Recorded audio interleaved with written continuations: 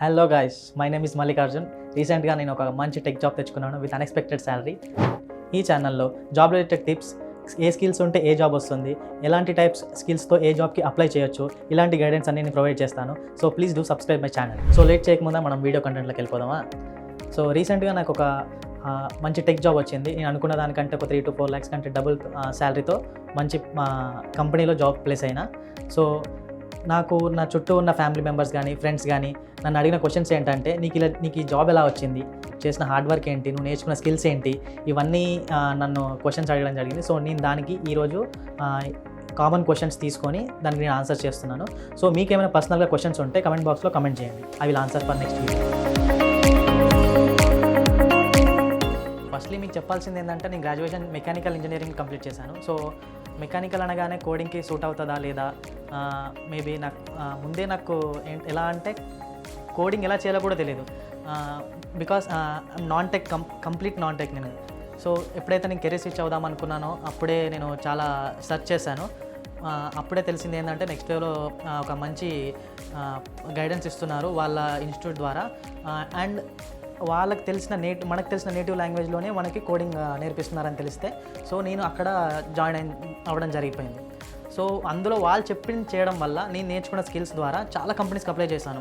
Literally ఒక 15 to 20+ దాకా interviews attend అయ్యాను. ఆల్మోస్ట్ ఇంటర్వ్యూకి వెళ్తున్నాను, రిజెక్ట్ అయిపోతున్నాను. బట్ ఎలా అంటే సెల్ఫ్ లో ఎస్టీమ్ అనేది చాలా తగ్గిపోతుంది. ఒకనొక స్టేజ్లో అనిపిస్తుంది, మనం దీనికి అసలు అనవసరంగా స్విచ్ అయ్యామా ఏంటి, అనవసరంగా మెకానికల్ బ్యాక్గ్రౌండ్ నుంచి వచ్చాం కదా, కోడింగ్ నేర్చుకోవడం సరిగ్గా నేర్చుకోవట్లేదా, ఎక్కడ పొరపాటు జరుగుతుంది అనే ఒక థాట్లో ఉంటుండే. బట్ ఎట్ ద ఎండ్ ఏంటంటే, వచ్చాం దిగాం, ఏదైతే అది కంప్లీట్ చేసే వెళ్దాం అనే ఒక థాట్తో నేను అప్లై చేస్తూనే ఉన్నాను. ఎట్ లాస్ట్ ఒక స్టేజ్లో నేను ఒక కంపెనీ, లాయిడ్స్ అనే కంపెనీకి అప్లై చేశాను. అప్పుడు అప్పటిదాకా అనుకుంది ఏంటంటే, నాకు చిన్న చిన్న ప్యాకేజెస్ కంపెనీసే నన్ను రిజెక్ట్ చేశాయి, ఈ కంపెనీ రిజెక్ట్ చేయడం ఒక డౌట్ తోటే ఉంటుండే. బట్ ఎప్పుడైతే వాళ్ళ ఒక మోటివేట్ అయ్యాను, ఆ రోజు ఫ్రెండ్స్ కానీ ఫ్యామిలీ మెంబర్స్ కానీ, నువ్వు చేయగలవు, ఇది నీకు వస్తుంది అని చెప్తే ఎగ్జామ్స్ రాసి ఇంటర్వ్యూస్ ఇచ్చి అది కంప్లీట్ చేసేసి ఈరోజు నేను ఒక హైయెస్ట్ ప్యాకేజ్తో నేను అనుకోలేదు అసలు ఇంత పెద్ద ప్యాకేజ్ నాకు వస్తుందా అని లైఫ్లో కూడా ఎక్స్పెక్ట్ చేయలేదు. సో నాకు ఎప్పుడైతే ఆఫర్ లెటర్ వచ్చిందో ఫ్రమ్ లాయిడ్స్ కంపెనీ, ఆ రోజు వెయిట్ అనేది వర్త్ అనిపించింది. లైక్ అందరూ అంటారు కదా, ఆలస్యం అమృతం అని, అది నాకు నా లైఫ్లో బెస్ట్ ఎగ్జాంపుల్గా నిలిచింది.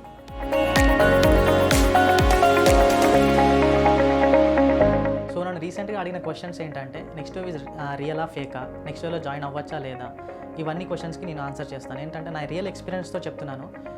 బిఫోర్ జాయిన్ అవ్వకముందు నేను చాలా ఆన్ ఫీల్డ్ వెళ్ళి చాలా ఇన్స్టిట్యూషన్స్కి వెళ్ళి రీసెర్చ్ చేశాను. అక్కడ ఎలా ఉందంటే, నేను మెకానికల్ ఇంజనీరింగ్ కాబట్టి నాకు అసలు అర్థం కావట్లా. వాళ్ళు చెప్పే విధానం కానీ వాళ్ళు చేసే గైడెన్స్ కానీ నాకు సెట్ అవ్వక నేను అలా చూస్తూ ఉండగా ఆన్లైన్ ప్లాట్ఫామ్లో చూస్తున్నాను, చాలా ఉన్నాయి ఆన్లైన్లో ప్లాట్ఫామ్లో కూడా. కానీ ఎప్పుడైతే నేను నెక్స్ట్ వేవ్ అని ఒక ఇన్స్టిట్యూట్ నుంచి ఒక డెమో క్లాస్ విన్నాను, అప్పుడు చూసింది ఏంటంటే, వాళ్ళు మనకు నేటివ్ లాంగ్వేజ్లో కోడింగ్ ఎక్స్ప్లెనేషన్ అనేది ఇవ్వడం జరుగుతుంది.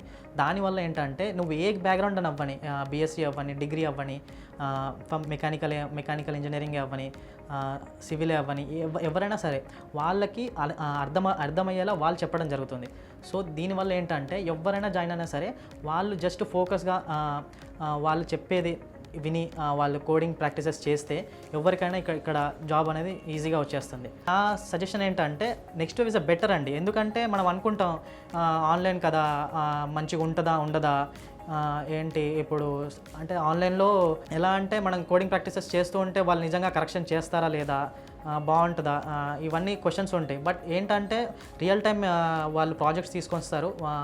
అండ్ అక్కడ కూడా చాలా ఎప్పుడైతే మాక్ ఇంటెస్ట్ కానీ చాలా ఎలా అంటే క్లియర్గా ఉంటుంది. మీకు మీ ర్యాంక్ ఏంటి ఇవన్నీ మీకు చెప్పేస్తారు, ఎలా గైడెన్స్ చేస్తూ ఉంటారు. రిసోర్సెస్ చాలా ఉంటాయి, ప్రాక్టీసెస్ కానీ మాక్ టెస్ట్ కానీ మాక్ ఇంటర్వ్యూస్ కానీ. బట్ ఇక్కడ అదర్ ప్లాట్ఫామ్స్కి దీని నెక్స్ట్ వేవ్కి తేడా ఏంటంటే, ఒక మిడిల్ క్లాస్ వాళ్ళు కూడా జాయిన్ అయిపోయి నేర్చుకోవచ్చు అని ఒక ఏంటంటే వాళ్ళు ఒక ఉత్సాహం ఇస్తారండి ఇక్కడ.